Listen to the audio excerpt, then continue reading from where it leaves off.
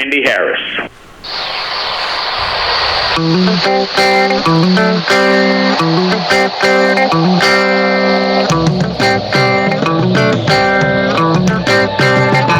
Hi, we are back coming to you live from the Cool Breeze AC broadcast facility. Yes, you in the back. Oh, yes. So I want to ask a question. No, I just want to talk about, we're talking about Montreal and about the consciousness where a fighter goes out and then they get... Much respect to that dude for saying that, to be aware of that. Right. And I've already texted him and thanked him for coming on. He's already responded. And we talked about the interview last week, and, it's fight week. I get it. But for him to have stopped...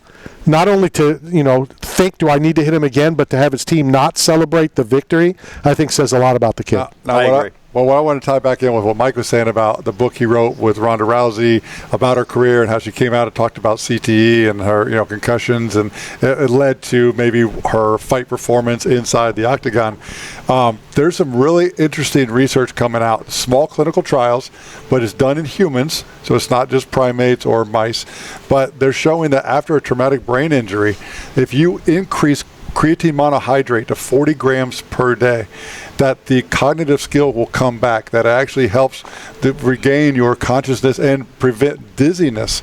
And it doesn't have to be unconscious where you lose consciousness, just any traumatic injury. So it could be hitting your head on a cabinet or, bumping heads in a basketball game or heading a soccer ball in an elite, competition.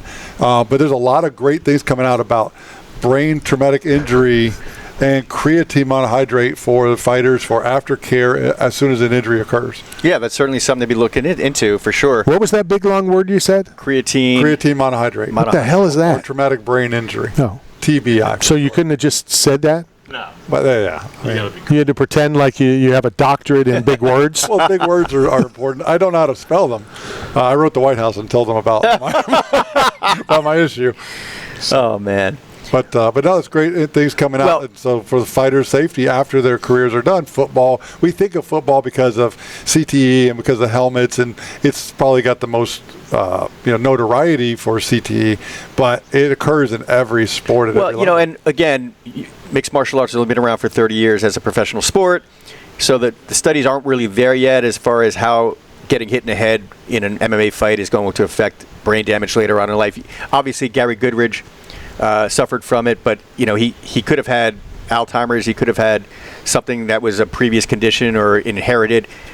So there's a lot of different things that we could talk about when it comes to that. But football's been around for what, 100 years? No, I don't think that long, but quite a while. Next week, UFC is over in Europe. We talked about Blades.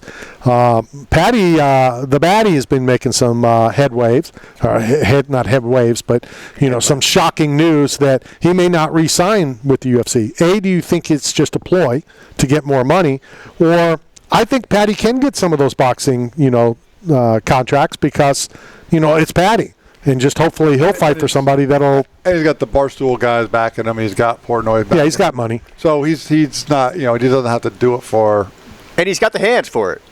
Not every MMA fighter is equipped for boxing. Right. We all know. Even when we as I say, MMA media and fans, we always say, "Oh, he's the best boxer in MMA." And yeah, these guys they like to throw. I think boxing has gotten significantly better over the last few years in MMA. But I remember watching fights back in 2008 where it was like, "Oh, there's the best boxing match ever," and these guys are just slinging punches at each other. What do you think Jake Paul weighs? 230. Yeah. I think he probably walks around at 240, when he's not training. Well, because, he's been really running, and this would be up to David Feldman as well, but, he wants to fight Mike Perry next in the PFL. It's never going to happen. I don't think it's going to happen because they could never be at the same weight. In the PFL? Yeah. I thought it was a BKFC. No. Well, I don't see Jake. No, I don't think Jake's going. Yeah, Jake's not going to ever bare knuckle. No. But he has a contract with PFL. And, it's always been the dual thing, and I'll box you, and then I'll even take you. I think Mike Perry, beats him in MMA. I mean, I asked Jake that But again, because of the difference of weight.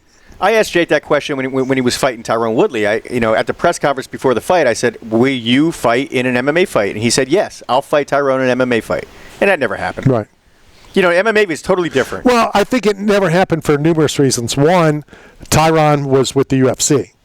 and I don't think they necessarily wanted, the sideshow, the freak show, the whatever. Even though it'd be big money, I get that. But again, you got to get whoever. I don't think Tyrone could ever weigh what Jake weighs. No. But it was sanctioned here, But that was an early Triller. I mean, that was back when this. But wasn't it an exhibition though too? Yes, it was. Right. So that's why it's not sanctioned. It's an exhibition. You're right. But it was still early influencer series. I mean, now they're the dime a dozen. It's influencer leagues are everywhere. But that was like the first kind of. It's everywhere, Matt. But it's Jake Paul. But, this goes back to what you were saying about Nate Diaz suing the promoter for not getting his full purse, his $10 million purse. What the danger in boxing is you have those promoters that aren't going to pay what they... All sports. All combat sports. Well, we talked about the bare knuckle one. I mean, it's like you said, UFC is always going to pay their guys. That's something that has been established for the last 25, 30 years. 30 years. And, it's extremely... if Paddy goes to boxing, is he going to get screwed over? Yeah. That's the dilemma. That's the test. Well, and that's where kind of like the Tyrone Booze thing, where they demanded a cashier's check, and I remember he handed me the check, and he said, "Under no circumstances do you give me this check until we get back home." He didn't want to cash it. He didn't want to get crazy and go spend it. This is going to be a down deposit on my house. And I didn't give it to him until we got back. Well, I mean, there's NFL players that take their signing, deals and they do half Bitcoin or half cryptocurrencies. Like, are fighters getting the same kind of deals now? Like, is it always going to be just currency, like dollars or a check? When I go to Las Vegas and if I win at the blackjack tables and I win a good amount of money, I get a check from the cashier. I don't get cash. I get a cashier's check and I put it in my wallet and I go home with that money. Because I know myself, I will stop if I win 10 grand when I start with $200 and I'm like, whoa, if I won 10 grand with 200, what can I do with 10 grand? Right. And then I end up losing all of it. For sure. Because that's a total gambler's mentality. Right. And I've done it before, so I've learned my lesson. I've even gone back to the cashier and saying, cash this check, cash it, it's your check. And they're like, no, we're not going to cash it. And then I thank them later when I'm on the plane going, thank God I have a $10,000 check with me because I would have blown it. I know I would have. I wondered why the lady looked at me strange when I asked her for a $2 check. Right. I'm not going to lose this $2. You're Buffalo nickels. But it's true, though. I mean, I am the worst. I'm the best gambler. I win all the time, but I always give it back. And I always tell my father. My father always yells at me, Mikey, that was your money. I'm like, I was playing with their money anyway. I only lost really $200. But meanwhile, I lost 10 grand. Right. And my father always says, Mikey, as soon as that money's in your pocket, it's your money. And he's right, but I just can't help myself. It's that mentality. Wow, I won that with $200. What can I get if I gambled $200? I think I'd kill myself. Right. Well, the way it works is they devalue money because it doesn't have any application in real life. So you go in, you have these coins, these chips. It doesn't mean anything. Right. Just like when Steve was on tour with the Chuck E. Cheese band, they would give him all those coins to go up on the rides. And he always went broke. He never had any of them left. He got freaking flyer miles. I can't go within 50 feet of a Chuck E. Cheese. Oh, that's a different story. Restraining orders are tough. They're enforceable in Florida. I know the former Chuck E. Cheese. Really? Yeah. Michael Pittman used to be the Chuck E. Cheese. Oh, wow. In the costume and all that kind of stuff. Wow. Big ups. Big hit. So what? Yeah, we want to hear the story about you carrying Tyrone Booze's. Wait, we never heard your story about the alligator. We got a quota. Did we even hear his story about the alligator? Yeah, thanks for tuning in. Yeah. Oh, I must have tuned out while you were talking about. Can you tell us about Marcus Davis and about how he was just really good at what he did? He didn't love it. Okay, first of all, if you're going to make fun of me, at least get his name right. What is it? Marcus Jones. Right. Marcus Davis is who beat the crap out of Eric. Yeah. Can't say hand grenade anymore, right? Eric in Denver. Okay. But we got to get one more story in. All right. Big ups to Eric in Denver who talked us into going to see Billy Joel. Billy Joel. We saw Billy Joel last Friday. Really? Yeah. In Denver. Yeah, it was quiet. It's still good. I mean, when you see these older... No. Oh, no. Because I know Sammy Hagar was here in Tampa during the thunderstorm, torrential downpour, but they wouldn't let the band come out on stage, but all the fans were out in electrical storm. Isn't that crazy? Yeah. No, I thought Billy Joel was good. you know, and I don't want this to sound wrong or negative. I mean, you know, he's 80 years old, so he doesn't sound like the Piano Man, you know, from 1980. Right. He hit some. He's like, I'm not sure I'm going to be able to hit this note, but I'm going to try.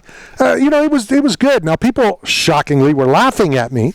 You know, our seats were towards the top, $75 to go hear Billy Joel. Right. Not see him. I didn't say see him. Right, yeah. Hear him. Next time, I told Eric in Denver, don't buy us a ticket. We'll just stand on the street and listen to him. Because it's the same thing, right? So I'm playing cards on my phone, and people are laughing at me. You can't see the little man standing on. But I would give it a C+, B-. Yeah, I saw him here in Tampa with Sting. And I'm a huge Billy Joel fan. It was Glass Houses was the very first album I ever bought with my paperboy money. Nice. I swear, that was my first album I bought. And I know every single word to that album. And I was really disappointed in his concert here in Tampa. He didn't sound good at all. Sting sounded even worse. Well, and the other thing that I'll say is he's not, even though he sang the song The Entertainer, he just sits at a piano and plays. Now, that's what he does. I've been in a lot of – he's not Garth Brooks who runs around or even – he used to. Did he? Oh, I remember him running all over the Well, that's the first time I ever saw him. In the 70s and the 80s, yeah. He was a great performer, and his saxophone player would do backflips off the piano. It was a great show. Now, the real question is, was your first bad credit of your life when you got your 40 CDs for a penny and didn't pay for the first one at full price like to get those albums? Do you know, I had college roommates. He's talking about Columbia. I know. Believe me, I did it. Yeah. But you don't think I did it? Well, it was his vinyls. It was 8 tracks. I had roommates that would put on the form their names I.M.Thiever as the last name. I am Thiever.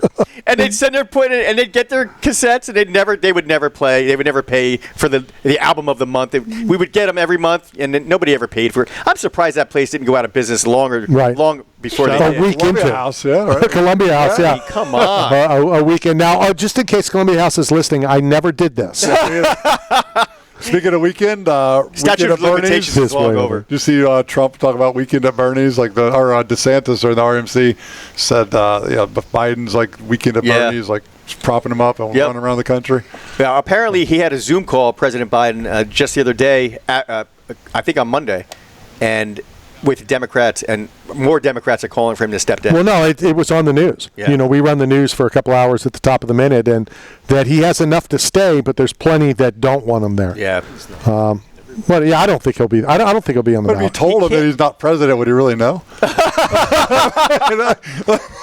Well, you just tell him that he won, and then just go put him in a room. It's like Stevie Wonder at a strip club. It's just a stack of bills to Stevie. He doesn't know if they're ones or hundreds. But Randy's got a point. You just tell him he won and put him in a round office somewhere. Yeah. Put him in, for an Oval Office. He won't know the difference. Anything quick for on the fights on Saturday? Any thoughts? Any off the top of your head? It's just an Apex card. It's good. Some good fighters, and they're the ones that I look forward to the most because we put such big anticipation in big fights.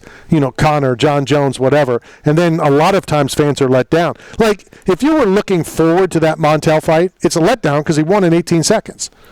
So you fly out, you go see. I mean, it's a win for him.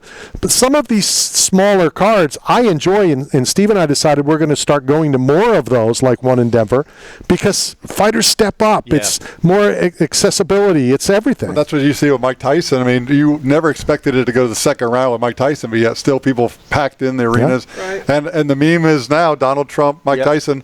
One guy's the baddest man to ever live. The other one is Mike Tyson.